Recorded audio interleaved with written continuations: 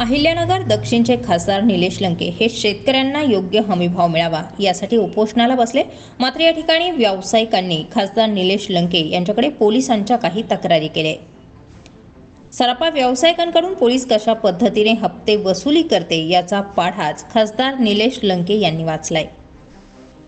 वरिष्ठ अधिकाऱ्यांनी या भ्रष्ट पोलीस अधिकाऱ्यांवर त्वरित कारवाई करावी, तसेच या संपूर्ण प्रकरणाची सखोल चौकशी करण्याची मागणीही खासदार निलेश लंके यांनी उपोषण स्थळावरून केली आहे। पाहूया ही संपूर्ण घटना काय आहे। इतकी भयानक गोष्ट आज माझ्या नजरेसमोर आली। आपले जे सोनार व्यापाऱ्यांना त्रास दिला जातो, म्हणजे आकडेवारी सहित माझ्याकडे 2 महिन्यातला आकडा आलाय।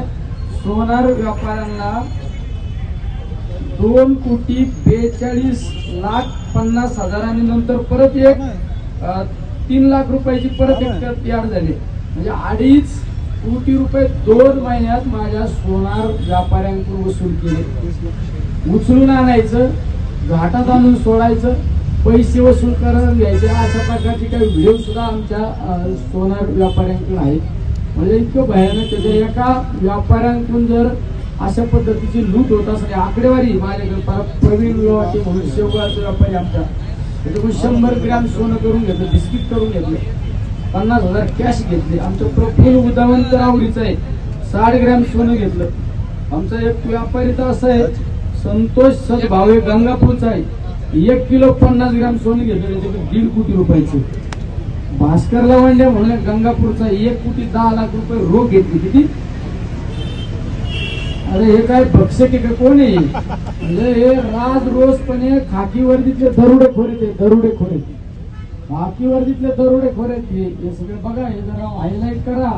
कसा देश सुधारण, एका बाजूला सांगायचं का देश सुधारला पाहिजे, गोरगरिबांना आधार दिला पाहिजे, व्यावसायिकांना आपण मदत केली पाहिजे, आणि दुसऱ्या बाजूला व्यावसायिकांचे मुंड मोडण्याचं काम हे खाकेवर्दीतले हे व्यवसाय करतात। व्यवसाय ना दरोडेखोर आहे, ते खाकेवर्दीतले काही। अहिल्यानगर जिल्ह्यामध्ये खाकी वर्दीकडून कशा पद्धतीने व्यावसायिकांची लूट केली जाते यावर खासदार निलेश लंके यांनी घणाघात केलाय। अशा पद्धतीने जर व्यावसायिकांची लूट केली जात असेल तर या भ्रष्ट अधिकाऱ्यांना घरी बसवा असा इशाराही दिलाय। स्टार 24 फास्ट न्यूज साठी वृत्तसंकलन विभाग, नाशिक।